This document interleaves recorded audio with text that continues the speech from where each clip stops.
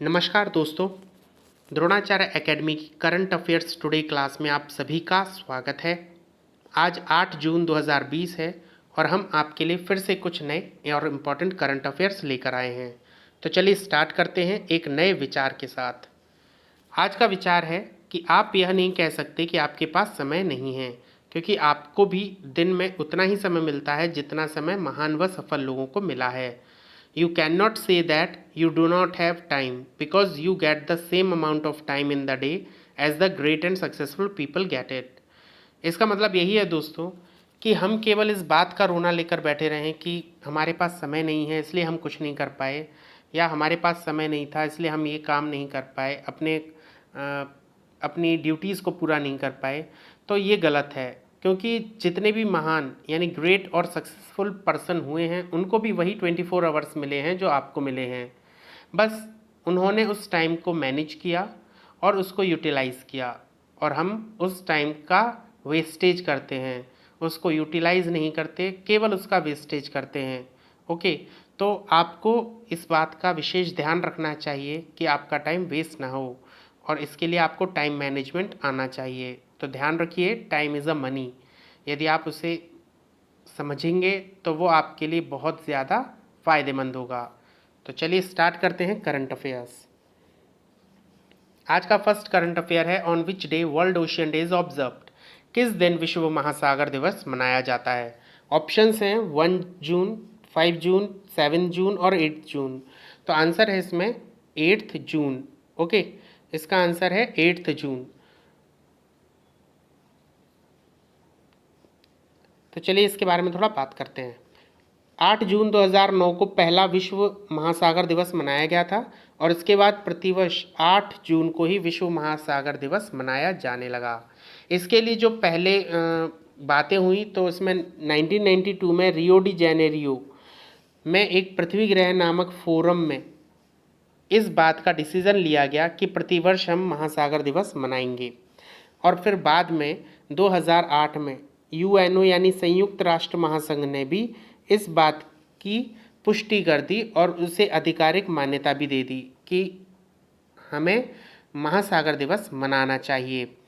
और विश्व महासागर दिवस मनाने का प्रमुख कारण विश्व में महासागरों के महत्व और उनकी वजह से आने वाली चुनौतियों के बारे में विश्व में जागरूकता पैदा करना है। मतलब इसका जो प्रमुख उद्देश्य है, जो इसका मेन एम है, वो ये है कि जो वर्ल्ड में ओशियंस हैं उनकी इम्पोर्टेंस और साथ ही उनसे आने वाली जो प्रॉब्लम्स हैं, जो चुनौतियां हैं, उससे विश्व में जागरूकता पैदा हो। ठीक है, इसके अलावा महासागर से जुड़े पहलुओं जैसे खाद्य सुरक्षा, जैव विविधता, पारिस्थितिकी संतुलन, सामुद्रिक संसाधनों के अंधाधुंध उपयोग और जलवायु परिवर्तन आदि पर भी प्रकाश डालना है।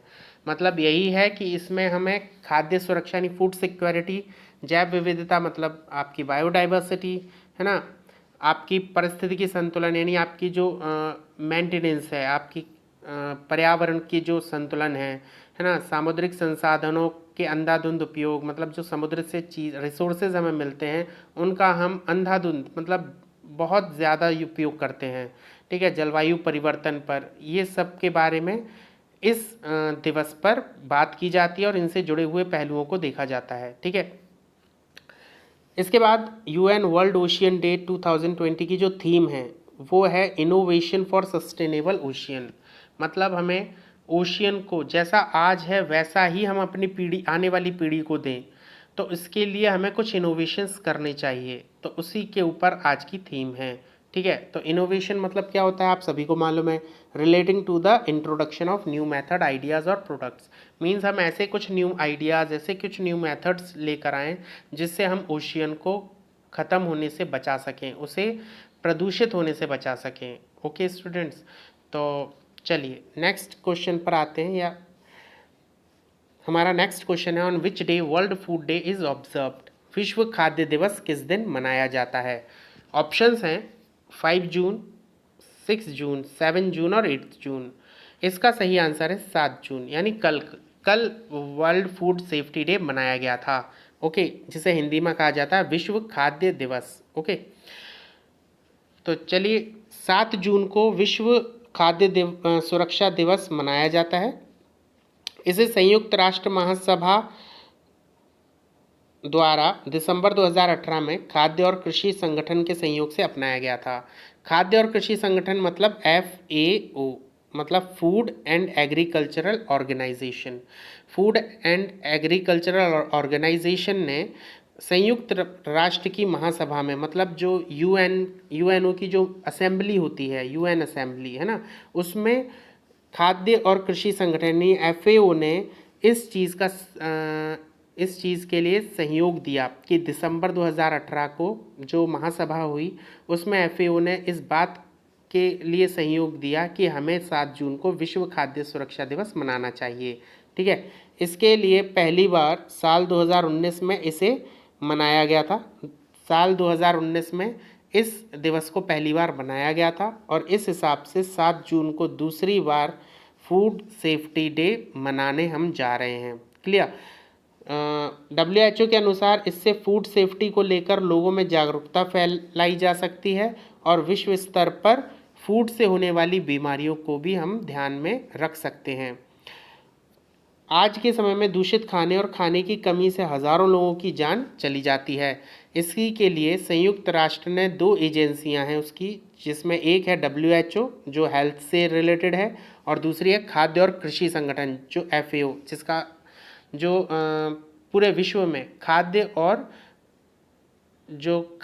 फसल है इसके लिए वर्क करती है। ठीक है, ये दुनिया भर में खाद्य सुरक्षा को बढ़ावा देने के प्रयासों को नेतृत्व करने और पौष्टिक खाने के प्रति लोगों को जागरूक करने की जिम्मेदारी इसे दी गई है। मतलब यूएनओ की ही ये दोनों संस्थाएं हैं और इन यूएनओ ने इन दोनों संगठनों को ये जिम्मेदारी दी है कि वो खाद्य सुरक्षा यानी फूड सिक्योरिटी को बढ़ाएं, है ना, उन्हें बढ़ावा देने के प्रयास का नेतृत्व करें और साथ ही लोगों को पौष्टिक खाना खाने के लिए जागरूक करें। ठीक है, उन्हें अवेयर करें कि न्यूट्रिशन क्या होता है, न्यूट्रिशन फूड क्या होता है। ठीक है, इसी जागरूकता को बढ़ाने के लिए 7 जून को वर्ल्ड सेफ्टी डे मनाया जाता है। ठीक, साल 2020 में वर्ल्ड फूड सेफ्टी डे की जो थीम रखी गई है वो है food safety everyone's business. Okay, food safety everyone's business. चलिए नेक्स्ट क्वेश्चन पर आते हैं। Which museum has announced to organize a summer art program online Nemisha 2020 from 8th June to 3 July 2020? किस संग्रहालय ने 8 जून से 3 जुलाई 2020 तक ग्रीष्मकालीन कला कार्यक्रम ऑनलाइन नेमिशा 2020 का आयोजन करने की घोषणा की है? तो ऑप्शन हैं आपके national museum of modern art, Victoria memorial Kolkata, Indian museum Kolkata या government museum and art gallery Chandigarh. तो आंसर है इसका national museum of modern art जो दिल्ली में है। क्लियर? तो इसके बारे में थोड़ा हम बात करते हैं। The National Gallery of modern Art NGMA is the premier art gallery under ministry of cultural government of India. The main museum at Jaipur House in New Delhi was established on 29th March 1954 by the Government of India with subsequent branches at Mumbai and Bangalore। इसका मतलब ये है कि NGMA मतलब national Gallery of modern art, ये जो museum है ये मिनिस्ट्री ऑफ कल्चर के अंडर में काम करता है। ठीक है, और साथ ही ये जो मेन म्यूज़ियम है, ये मेन म्यूज़ियम आपका न्यू दिल्ली के जयपुर हाउस में है। याद रखिएगा जयपुर हाउस है, इसका मतलब ये नहीं जयपुर में होगा, जयपुर हाउस न्यू दिल्ली में है और उसी के अंदर इसे रखा गया है, मतलब ये म्यूज़ियम बनाया गया है। ठीक है, इसकी स्थापना की गई थी 29 मार्च 1954 को, यानी 29 मार्च 1954, और इसकी 2 ब्रांचेस बनाई गई हैं, एक मुंबई में और एक बेंगलोर में। ठीक है, राष्ट्रीय आधुनिक कला संग्रहालय ने 8 जून से 3 जुलाई 2020 तक ग्रीष्मकालीन कला कार्यक्रम ऑनलाइन नेमिशा 2020 का आयोजन करने की घोषणा की है। NGMA ने अपने सबसे लोकप्रिय ग्रीष्मकालीन कला कार्यक्रम नेमिशा को डिजिटल रूप से आयोजित करने का प्रयास किया है। एक्चुअली हुआ क्या है कि कोविड के कारण इस समय कोई भी बाहर नहीं निकल रहा है और इसी समय मतलब ये 8 जून और जुलाई में ये म्यूज़ियम एक तरह का ग्रीष्मकालीन कला कार्यक्रम आयोजित करता है। ठीक है, मतलब जैसे हम समर वैकेशन में कुछ अदर क्लासेस ज्वाइन करते हैं, ऐसे ही कुछ क्लास ये म्यूज़ियम लगाता है, जिसमें लोगों को काफ़ी कुछ सीखने को मिलता है। ठीक है, तो लेकिन चूंकि कोविड-19 इस समय फैला हुआ है, तो कोई भी म्यूज़ियम में जाएगा नहीं, तो इसीलिए म्यूज़ियम ने एक डिजिटल प्लेटफॉर्म पर इस कार्यक्रम को शुरू किया, जिसका नाम है नैमिषा 2020। ओके, तो हम बाकी के जो तीन म्यूज़ियम हमने पढ़े थे उनके बारे में भी थोड़ा पता कर लेते हैं। तो विक्टोरिया मेमोरियल कोलकाता का म्यूज़ियम है जो 1921 में बनाया गया। इंडियन म्यूज़ियम कोलकाता का जो 1814 में बनाया गया। और government museum and art gallery जो चंडीगढ़ में है, ये 1968 में बनाई गई है। तो ये थोड़ा सा आपको प्री के लिए याद करना पड़ेंगे। ठीक है, चलिए नेक्स्ट क्वेश्चन पर आते हैं। Under which mission Indian Navy ship Kesari reached Port Victoria Seychelles on June 7, 2020? किस मिशन के तहत भारतीय नौसेना का जहाज केसरी 7 जून 2020 को पोर्ट विक्टोरिया सेशेल्स पहुंचा? ओके, सेशेल्स एक देश है, वहाँ ये जहाज पहुंचा है। तो हमें ये बताना है किस मिशन के तहत पहुंचा है। तो आंसर है हमारे पास, पहला है ऑपरेशन समुद्र सेतु, दूसरा मिशन सागर, तीसरा ऑपरेशन संजीवनी, या कोई भी नहीं। तो इन सब में जो आंसर है वो है मिशन सागर। ठीक है, अब हम थोड़ा सा मिशन सागर के बारे में बात कर लेते हैं। तो मिशन सागर है क्या? मिशन सागर के तहत भारतीय नौसेना का जहाज केसरी 7 जून 2020 को पोर्ट विक्टोरिया सेशेल्स में पहुंचा। और इस कठिन समय में भारत सरकार कोविड-19 महामारी से निपटने के लिए मित्र देशों को सहायता दे रही है। और इस सहायता में वो क्या दे रही है? आवश्यक दवाओं को पहुंचा रही है। ठीक है, जो मेडिकल फैसिलिटी है उसे अपने मित्र देशों तक पहुंचा रही है। ठीक है, तो उसमें सबसे जो काम किया गया वो जहाज केसरी का है। तो याद रखिएगा, ये आईएनएस केसरी है जो नेवी में इस समय वर्किंग में है। और ये सेशेल्स गया था जिसने ये आवश्यक दवाएं वहाँ तक पहुँचाई हैं। ठीक है, तो इसी के बाद ये जो दो और हमने ऑपरेशन इसमें पढ़े थे, ऑपरेशन समुद्र सेतु और ऑपरेशन संजीवनी, तो इनके बारे में भी हम थोड़ा पढ़ लेते हैं। ऑपरेशन संजीवनी इंडियन एयरफोर्स का ऑपरेशन है जो 18 घंटे के लिए एक्चुअली ऑपरेशन ये यूज़ किया गया था। और इसमें उन्होंने 6.2 टन्स एयरलिफ्ट किया। और क्या किया एयरलिफ्ट मतलब क्या उठाया इन्होंने? मेडिसिन्स और hospital consumables with its C-130 transport aircraft and delivered it to Maldives under operation Sanjeevani. Operation Sanjeevani के अंतर्गत 18 घंटे के अंदर 6.2 टन्स मेडिसिन और हॉस्पिटल से रिलेटेड जो भी मशीनरी है इस समय जो यूज़ की जा रही है, वो इन्होंने C-130 ट्रांसपोर्ट एयरक्राफ्ट के थ्रू मालदीव पहुंचाई है। ठीक है, तो याद रखिएगा जो ये संजीवनी ऑपरेशन है ये मालदीव से रिलेटेड है। क्लियर? साथ ही हम आते हैं समुद्र सेतु पर। तो ये भी एक नेवी का ही ऑपरेशन है। और इसके अंदर वो क्या रहा है कि जो मालदीव में जो लोग फंसे हुए हैं, इंडियंस जो वहाँ फंसे हुए हैं, उन सभी को रिपैट्रिएट करना, मतलब वहाँ से वापस अपने स्वदेश लाना। ठीक है, तो ये सब कुछ किस में हो रहा है? समुद्र सेतु ऑपरेशन में। ओके, तो ये दोनों तीनों बहुत ज़्यादा इंपॉर्टेंट हैं। चलिए नेक्स्ट क्वेश्चन पर चलते हैं। विच monitoring system was released by union minister Jitendra Singh for covid patient? Covid patients के लिए अभी एक मॉनिटरिंग सिस्टम को बनाया गया है और उसको अभी ही लॉन्च किया है। लॉन्च करने वाले हैं यूनियन मिनिस्टर जितेंद्र सिंह। ठीक है, जितेंद्र सिंह इस समय केंद्रीय क्षेत्र विकास राज्य मंत्री हैं। ठीक, और इन्होंने ही अभी कोविड-19 के रोगियों के लिए एक निगरानी प्रणाली यानी कि मॉनिटरिंग सिस्टम को लॉन्च किया है। तो हमें ये बताना है उसका नाम क्या है। तो ऑप्शंस हैं gawk direct app, Covid beep, corona watch या महाकवच ऐप। तो आंसर है इसका Covid beep. Clear? Covid beep नाम से इन्होंने एक मॉनिटरिंग सिस्टम को अभी लॉन्च किया है। तो चलिए इसके बारे में थोड़ा बात करते हैं। केंद्रीय पूर्वोत्तर क्षेत्र विकास राज्य मंत्री और प्रधानमंत्री कार्यालय में राज्य मंत्री डॉक्टर जितेंद्र सिंह ने कहा, इन्होंने एक बात कही कि चिंता नहीं बल्कि जागरूकता कोविड-19 महामारी से लड़ने की कुंजी है। तो ये इनका कथन है जो इन्होंने अभी दिया। इसके बाद कोविड-19 के रोगियों के लिए भारत की प्रथम स्वदेशी किफ़ायती वायरलेस शारीरिक मानक निगरानी प्रणाली। ओके, अब इसे थोड़ा सा देख लीजिए इंग्लिश में। मान लीजिए प्रथम स्वदेशी है मतलब इंडिया में बनी हुई है, किफ़ायती मतलब सस्ती है, वायरलेस मतलब इसे किसी भी कनेक्टिंग वायर्स की ज़रूरत नहीं है, वायरलेस है, ठीक है। और अपने बॉडी को मेज़र करती है और एक मॉनिटरिंग सिस्टम है, ठीक है। इसका कोविड वीप जो है, इसे नाम जो कोविड वीप दिया गया है, इसका अपना एक फुल फॉर्म है, तो ये भी आपको याद रखना पड़ेगा अब। तो कोविड वीप का मतलब है C for continuous, C for continuous, O for oxygenation and vital information detection, ये कोविड का हो गया। और बीप के लिए है Biomed, ECIL, ESIC pod, clear. तो this is the full form of COVID BEEP, तो it is a very important, so learn it, okay. इसे उन्होंने लॉन्च किया है और उन्होंने इस महामारी से कारगर ढंग से निपटने के लिए रोकथाम और जागरूकता के महत्व पर जोर दिया है। ऐसे समय में जबकि लगभग 2 महीने के प्रभावी और समयबद्ध लॉकडाउन के बाद अब अनलॉक की प्रक्रिया शुरू हो चुकी है ना। इस समय पर उन्होंने इस ऐप को लॉन्च किया है, इस मॉनिटरिंग सिस्टम को लॉन्च किया है।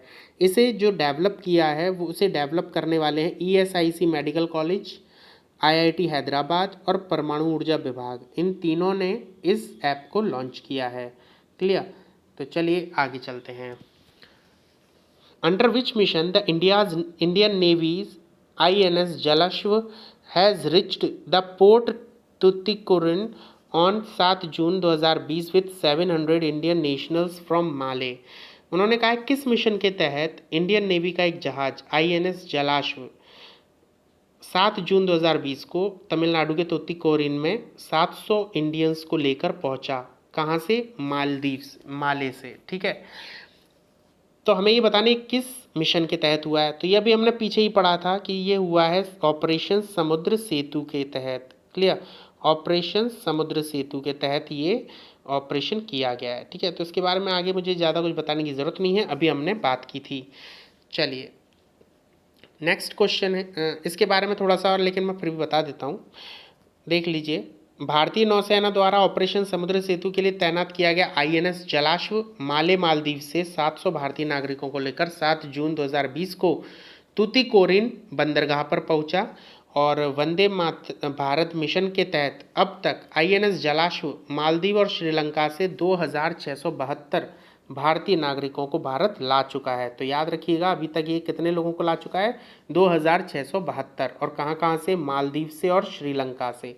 इसी के साथ भारतीय नौसेना द्वारा मौजूदा महामारी के दौरान मालदीव और श्रीलंका से भारत लाए जाने वाले भारतीय नागरिकों की संख्या अब हो चुकी है 2874, क्लियर।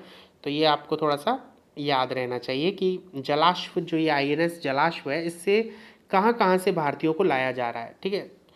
चलिए नेक्स्ट क्वेश्चन है, recently mister Ved Marwah has passed away, he was a famous.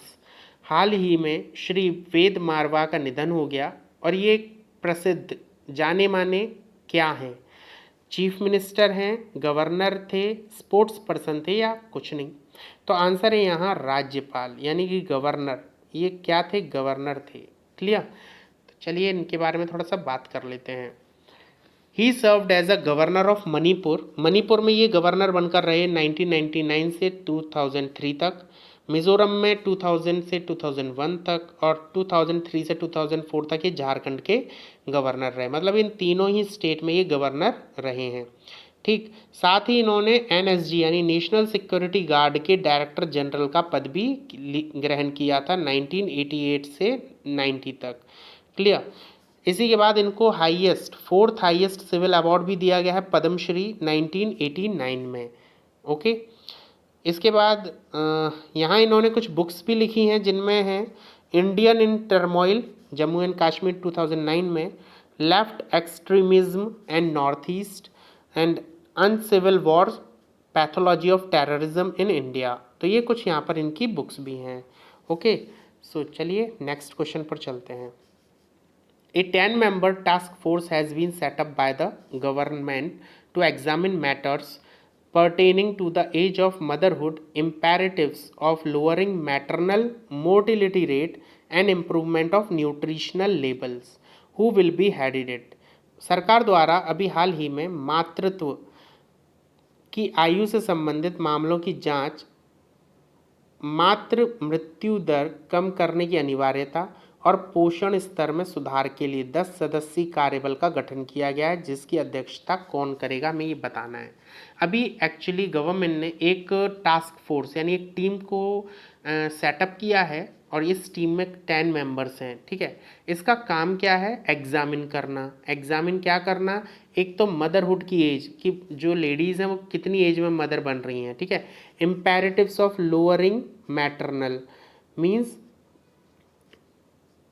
मातृ मृत्यु दर कम करने की अनिवार्यता, मतलब जो मदर होती हैं, जो माँ हैं, वो बच्चे को जन्म देते ही मर जाती हैं या उनकी डेथ हो जाती है या कुछ समय बाद डेथ हो जाती है, मतलब अप्रॉक्सीमेटली 40 दिन माने जाते हैं कि बच्चे के पैदा होने के 40 दिन के अंदर यदि उसकी डेथ हो जाती है तो वो मैटरनल मॉर्टिलिटी रेट में आ जाता है, ठीक है। तो इस दर को हमें कम करना है और साथ ही साथ इम्प्रूवमेंट ऑफ न्यूट्रिशन लेवल कि उनके पोषण स्तर में भी सुधार लाना है। तो इन सब के लिए जो जांच करने वाली कमेटी है उसकी जो अध्यक्षता है वो कौन कर रहा है, तो हमें आंसर यहाँ से लेना है।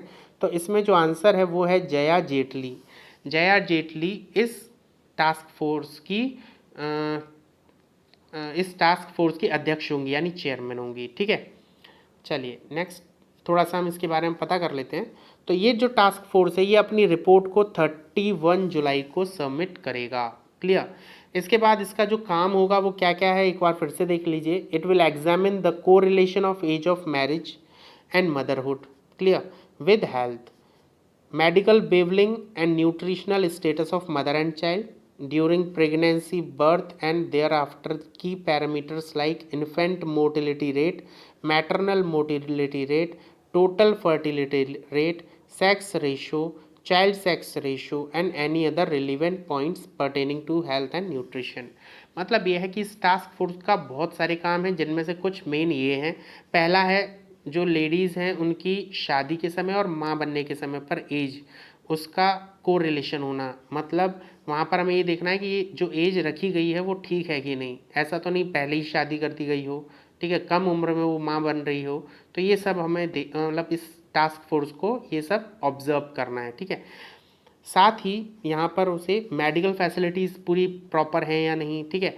जो मदर और चाइल्ड है उनको न्यूट्रिशन स्टेटस उनका क्लियर ठीक है या नहीं, प्रॉपर है कि नहीं, ठीक। ड्यूरिंग प्रेगनेंसी, बर्थ या उसके बाद कि कुछ पैरामीटर्स जिसमें से आता है इन्फेंट मोर्टिलिटी रेट, मतलब बच्चा पैदा होते ही ख़त्म हो जाता है।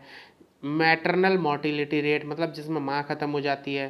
टोटल फर्टिलिटी रेट जिसमें population is the average number of children that would be born to a woman over her lifetime, मतलब ये जो टोटल फर्टिलिटी रेट है ये क्या है, टोटल फर्टिलिटी रेट मतलब एक वुमेन पूरी जीवन में कितने बच्चों को जन्म देती है, तो ये भी हम निकालते हैं टोटल पीरियड फर्टिलिटी रेट। इसके बाद सेक्स रेशो एट बर्थ, मतलब सेक्स रेशो क्या होगा, ठीक, मतलब लड़के कितने लड़के हैं और कितनी लड़कियां हैं, ठीक। चाइल्ड सेक्स रेशो बच्चों के रिस्पेक्ट में भी यही है, ठीक है। तो ये सब की यहाँ पर वो स्टडी करेंगे और अपनी रिपोर्ट को 31 जुलाई को सबमिट करेंगे, ठीक है। तो ये मैंने आपको बता दिया था। मैटरनल डेथ क्या होती है, मतलब जिसमें वुमेन की डेथ हो जाती है वाइल प्रेगनेंसी और with in 42 days, sorry 42 days के बाद, ठीक है। प्रेगनेंसी के बाद 42 डेज़ के अंदर जब उसकी डेथ हो जाती है तो वो मैटरनल डेथ में आ जाता है, ठीक। इसके बाद टोटल फर्टिलिटी रेट इस समय हमारी इंडिया की 2010 में जब कैलकुलेट की गई थी सेंसस के समय, तो उस समय जो टोटल फर्टिलिटी रेट थी वो थी 2.58 बर्थ्स पर वुमेन, मतलब एक वुमेन से लगभग 2 से 3 बच्चे होते ही होते हैं, ठीक है, हो ही रहे थे मतलब 2010 तक। अब नए आंकड़े अब आएंगे हमारे 2020 में, ठीक है, तो वो हम तब बात करेंगे। सेक्स रेशो मतलब जो इंडिया का सेक्स रेशो है वो 2010 में था 1000 मेल्स पर 933 फीमेल्स, ओके, मतलब जहाँ 1000 मेल्स होंगे वहाँ 933 फीमेल्स हैं, ठीक है। तो ये है हमारा थोड़ा सा सेंसस से रिलेटेड था ये। तो इसके लिए हम जब नया नेक्स्ट सेंसस आएगा तब हम अलग वीडियो बनाएंगे इसके लिए, ओके। तो चलिए नेक्स्ट क्वेश्चन पर आते हैं। Which ministry has released a tool kit title Malasur the demon of defecation. किस मंत्रालय ने अभी Malasur the demon of defecation नामक टूल किट जारी की है, तो आंसर है इसमें ministry of housing and urban poverty alleviation. मतलब जो मिनिस्ट्री है जो हाउसिंग देखती है, अर्बन पॉवर्टी देखती है, उसी मिनिस्ट्री ने इस समय ये टूल किट जारी की है। ठीक है, तो चलिए इन मिनिस्ट्रीज़ के बारे में कुछ हम जान लेते हैं थोड़ा थोड़ा, जो अभी ज़रूरत है। सबसे पहले बात करते हैं ministry of housing and urban poverty alleviation की। इसके मिनिस्टर हैं इस समय हरदीप सिंह पुरी, जो मेंबर ऑफ राज्यसभा हैं यूपी से। ठीक, इसके बाद आते हैं ministry of environment and forest. इसके जो मिनिस्टर हैं that is Prakash Javadekar, and he is also a member of Rajya Sabha MP से। ठीक है, मध्य प्रदेश से हैं ये। Ministry of health and family welfare और मिनिस्ट्री ऑफ अर्थ साइंस, इन दोनों के एक ही मिनिस्टर हैं जो हैं हर्षवर्धन। हर्षवर्धन जी हैं और ये मेंबर ऑफ लोकसभा हैं दिल्ली से, दिल्ली की चांदनी चौक से। ठीक है, और हर्षवर्धन के लिए अभी बहुत इंपॉर्टेंट करंट अफेयर था कि डब्ल्यूएचओ में एग्जीक्यूटिव डायरेक्टर्स के जो चेयरमैन हैं, चेयरमैन का पद यहाँ पर हर्षवर्धन जी को मिल चुका है। ठीक है, चलिए नेक्स्ट क्वेश्चन पर आते हैं। How much dollar India has announce to help Gavi under international vaccine alliance. अंतर्राष्ट्रीय टीका गठबंधन के तहत भारत ने गावी को कितने डॉलर की मदद करने की घोषणा की है? तो आंसर तो है इसमें 15 मिलियन डॉलर। तो चलिए थोड़ा सा हम गावी के बारे में पता कर लेते हैं, है क्या भाई। तो गावी क्या है, इसका फुल फॉर्म है global alliance of vaccine and immunisation, है ना। तो इसका जो काम है वो ये है, पूरे विश्व में जो वैक्सीनेशन है वो प्रॉपर तरीके से हो रहा है या नहीं। ठीक है, जो इम्यूनाइजेशन है, इम्यूनिटी सिस्टम है लोगों का, वो क्लियर मतलब बहुत स्ट्रांग होना चाहिए, तो उसी के लिए वर्क करता है। और इसका जो मेन फोकस होता है वो वैक्सीनेशन ही होता है, वैक्सीन अगेंस्ट ह्यूमन डिसीज़। तो इसकी जो फॉर्मेशन है वो 2000 में हुई थी, मतलब 2000 में इसकी इस्टेब्लिशमेंट है। साथ ही इसका जो फोकस है वो है वैक्सीनेशन पर, ह्यूमन डिसीज़ के अगेंस्ट जो वैक्सीनेशन करते हैं उसके लिए। ऐसे कंट्रीज़ तक वैक्सीन पहुंचना जहां विकास अभी हो नहीं रहा, विकासशील देश हैं जो, ठीक है, जिन्हें हम अविकसित देश भी कह सकते हैं, ऐसे देशों में वैक्सीनेशन को पहुंचाना। फिर आते हैं लोकेशन है इसकी, जिनेवा स्विट्ज़रलैंड में इसका मुख्यालय है। ठीक, इसका जो मुख्य कारण है जो मैंने अभी बताया वो यही है कि गरीब देशों में टीकाकरण बढ़ाने के उद्देश्य से एक सार्वजनिक निजी वैश्विक स्वास्थ्य साझेदारी है ये एक्चुअली। ठीक है, recently British prime minister Boris Johnson hosted the global vaccine summit. अभी एक ग्लोबल वैक्सीन समिट का आयोजन किया गया था, जिसमें ये जो समिट हुई थी, ये तो हुई तो एक्चुअली वर्चुअल थी क्योंकि वीडियो कॉन्फ्रेंसिंग से हुई थी, लेकिन इसे जो होस्ट किया था वो किया था आपके ब्रिटेन के प्राइम मिनिस्टर बोरिस जॉनसन ने। ठीक है, तो ये थोड़ा सा आपको याद रखना पड़ेगा। नेक्स्ट क्वेश्चन पर आते हैं। Which organisation started the periodic labour force survey, यानी पीएलएफएस। पीएलएफएस शुरू करने वाला कौन सा ऑर्गेनाइजेशन है, हमें ये बताना है। तो आपके चार ऑप्शंस हैं, national sample survey office, Indian statistical institute, national statistical office और Indira Gandhi institute of development research. तो आंसर है इसमें नेशनल सैंपल सर्वे ऑफिस। इसने ही इस पीएलएफएस को शुरू किया था। 2017 में पीएलएफएस को लॉन्च किया था एनएसएसओ ने, है ना, national sample and survey organisation. इसके बाद हम बात करते हैं तो पीएलएफएस इंडिया की first computer based survey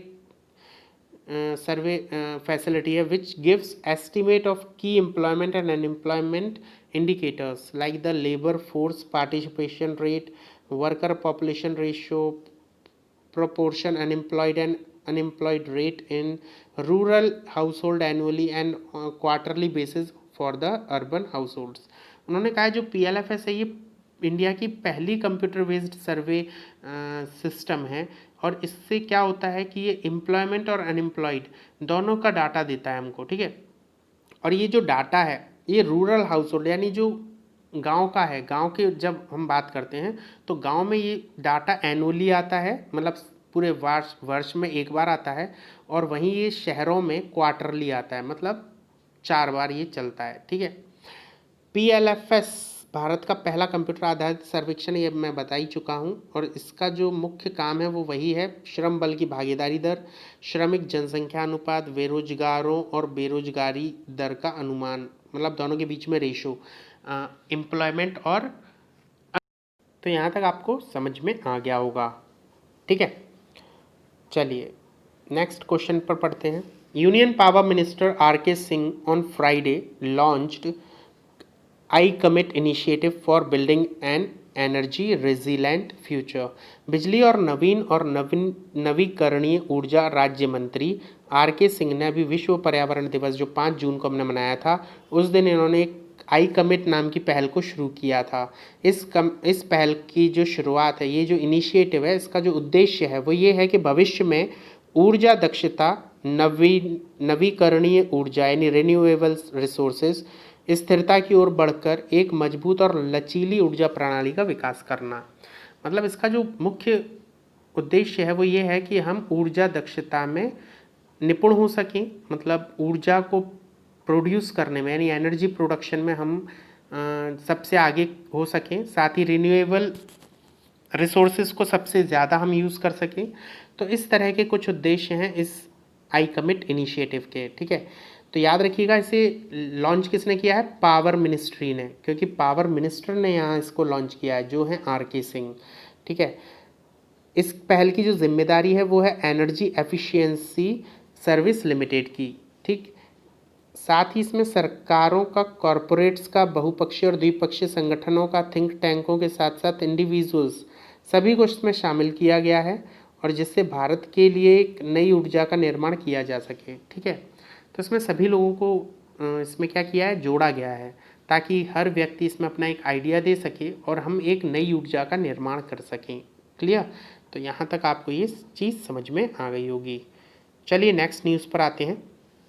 scientist at the international advance research centre for powder metallurgy and new materials ARCI का याद रखिएगा फुल फॉर्म है advance research centre for powder metallurgy and new materials and autonomous R&D center of the Department of Science and Technology have developed a rare earth based magnetocaloric material that can be effectively used for cancer treatment।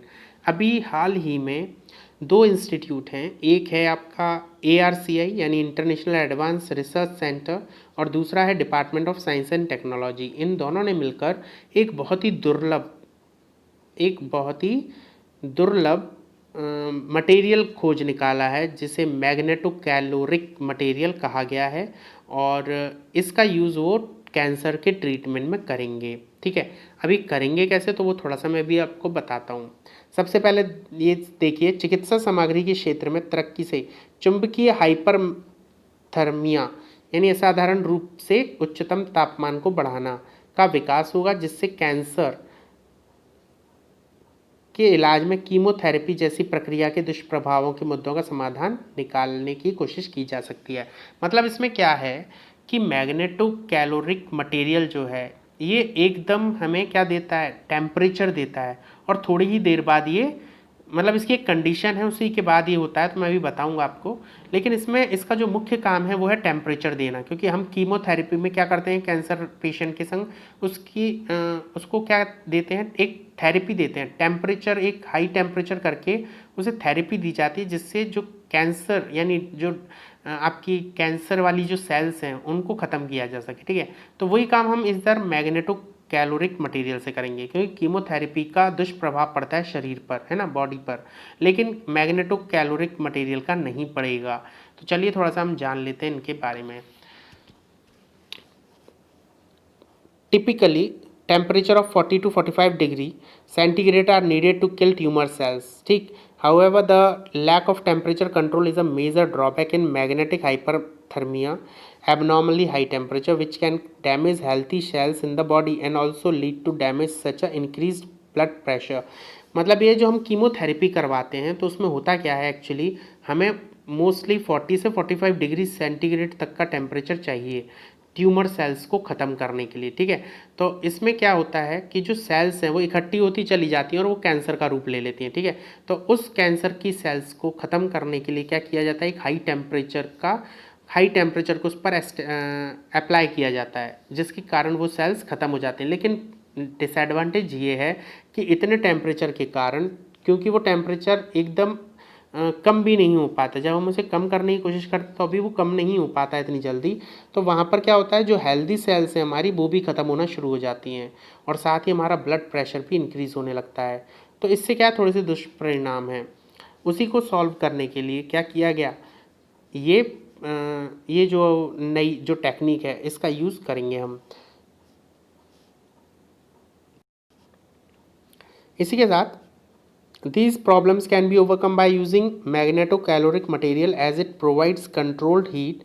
The magnetocaloric material heat or cools respectively upon applying on removing magnetic field. The advantage of its use is that as soon as the magnetic field is removed, the effect of cooling start appearing. मतलब ये है कि यहाँ पर क्या होता है कि ये जो मटेरियल है इसको जैसे ही आप मैग्नेटिक फील्ड के अंदर लेकर आएंगे तो ये क्या होगा, गर्म होने लगेगा और आपको जितना टेम्परेचर चाहिए उतना टेम्परेचर ये दे देता है। और जैसे ही हमें टेम्परेचर ज़रूरत नहीं है तो हम क्या करेंगे, मैग्नेटिक फील्ड को हटा देंगे। जैसे ही हमने मैग्नेटिक फील्ड को हटाया तो उस समय क्या होगा कि ये अपने आप को ठंडा करना शुरू कर देगा और तुरंत ये ठंडा हो जाएगा। तो उससे क्या होगा, हमारी जो हेल्दी सेल्स हैं वो नहीं मरेंगी। क्लियर। तो यहाँ पर आप ये इस डायग्राम में देख सकते हैं कि जब ये मटेरियल न्यूट्रल रहता है और जैसे ही आपने इस पर मैग्नेटिक फील्ड जनरेट की तो ये हीट प्रोड्यूस करने लगता है। यहाँ पे टेम्परेचर इसका बढ़ जाता है।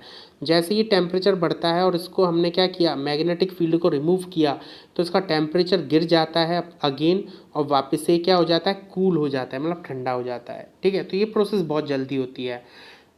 ओके स्टूडेंट्स, तो चलिए नेक्स्ट न्यूज़ पर आते हैं। इन अ first NITI Aayog in association with Agami and Omidyar network India brought together key stakeholders in a virtual meeting on 6th June 2020 for advancing online dispute resolution in India. Bharat में पहली बार ऑनलाइन डिस्प्यूट रिजोल्यूशंस को लागू करने के लिए नीति आयोग ने क्या किया है, इन दोनों से सहयोग लिया। आगामी और ओमदियार नेटवर्क इंडिया के सहयोग के साथ उन्होंने पहली बार एक वर्चुअल बैठक के माध्यम से भारत में ऑनलाइन विवाद समाधान को आगे बढ़ाने के लिए प्रमुख हितधारकों को एक साथ लाया जाएगा। मतलब इन चीज़ों मतलब यहाँ पर समाधान को आगे बढ़ाने के लिए, मतलब किसी भी विवाद का समाधान किया जा सके उसके लिए जो हितधारक हैं, जो उस समय जो लोग इस चीज़ में स्टॉक होल्डर्स हैं, वो सभी इस प्लेटफॉर्म के ज़रिए अपने विवादों को सुलझा सकते हैं। ठीक है, तो यहाँ हम ODR की बात करते हैं, ऑनलाइन डिस्प्यूट रिजोल्यूशन। ठीक है, specially small medium size disputes have to be resolved. यहाँ पर जो छोटे और मध्यम सूक्ष्म जो डिस्प्यूट्स होते हैं छोटी छोटी बातों पर, वो डिस्प्यूट्स यहाँ पर रिजॉल्व किए जाते हैं with the help of digital technology and technology of alternative dispute resolutions such as negotiation and arbitrary. ठीक है, तो यहाँ पर क्या है, ये जो टेक्नोलॉजी है डिजिटल टेक्नोलॉजी का यूज़ करके और साथ ही कुछ अदर मेथड्स का यूज़ करके, जिसमें निगोशिएशन भी आ सकता है, आर्बिट्रेरी भी हो सकता है ना। तो इस तरह के चीज़ों का इस तरह की प्रोसेस का यूज़ करके हम क्या कर सकते हैं, डिस्प्यूट को रिजॉल्व कर सकते हैं। ठीक है, और ODR can help resolve disputes efficiently and economically. मतलब यहाँ पर जो डिस्प्यूट आपके रिजॉल्व होंगे वो एफिशिएंटली यानी पूरी तरह से रिजॉल्व होंगे और साथ ही इकोनॉमिकली, आपको ज़्यादा पैसा भी देने की ज़रूरत नहीं पड़ेगी। जो हमें बहुत ज़्यादा पैसा लग जाता है कोर्ट में और सभी जगहों पर, वहाँ यहाँ पर पैसा बहुत कम लगेगा। ठीक है, इसके बाद हम थोड़ा सा नीति आयोग के बारे में जान लेते हैं। तो नीति आयोग का फुल फॉर्म है national institute for transforming India. ठीक है, इसे थिंक टैंक भी कहा जाता है गवर्नमेंट का। क्या कहा जाता है, थिंक टैंक। ठीक है, साथ ही इसकी जो स्थापना है वो हुई है 1 जनवरी 2015 को और इसने पिछले प्लानिंग कमीशन का जगह लिया है। ठीक है, इसने क्या किया है, जो प्लानिंग कमीशन हुआ करता था उसकी इसने जगह ली है। साथ ही इसका जो हेडक्वार्टर है वो है न्यू दिल्ली में। ठीक है, नीति आयोग में जो स्ट्रक्चर है वो कैसा है वो देखिए। चेयरपर्सन यहाँ पर प्राइम मिनिस्टर होते हैं, वाइस चेयरपर्सन यहाँ पे राजीव कुमार जी हैं। यहाँ एक्स ऑफिशियो मेंबर्स हैं, मतलब जो ऑफिशियल मेंबर जो होंगे वो होंगे अमित शाह, राजनाथ सिंह, निर्मला सीतारमन और नरेंद्र सिंह तोमर।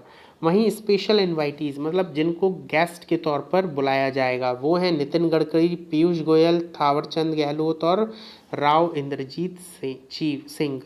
इसके साथ यहाँ पर फुल टाइम मेंबर हैं। फुल टाइम मेंबर जो हमेशा के लिए रहेंगे, जो हटेंगे नहीं, वो हैं वीके सारस्वत जो डीआरडीओ के चीफ भी रहे हैं, रमेश चंद जो एग्रीकल्चर एक्सपर्ट हैं, और विनोद पॉल जो पब्लिक हेल्थ एक्सपर्ट हैं। इसके अलावा सीईओ यानी चीफ एग्जीक्यूटिव ऑफिसर हैं यहाँ अमिताभ कांत। वहीं गवर्निंग काउंसिल, यहाँ पर जो गवर्निंग काउंसिल बनाई जाती है वो बनाई जाती है सभी स्टेट्स के चीफ मिनिस्टर के साथ, जिसमें दिल्ली और पुदुचेरी भी रहेंगे। साथ ही lieutenant governor of Andaman Nicobar island, okay, Andaman Nicobar island के लेफ्टिनेंट गवर्नर, ये होते हैं यहाँ की गवर्नर काउंसिल में। ठीक है, तो चलिए नेक्स्ट न्यूज़ पर हम चलते हैं। नेक्स्ट न्यूज़ क्या है?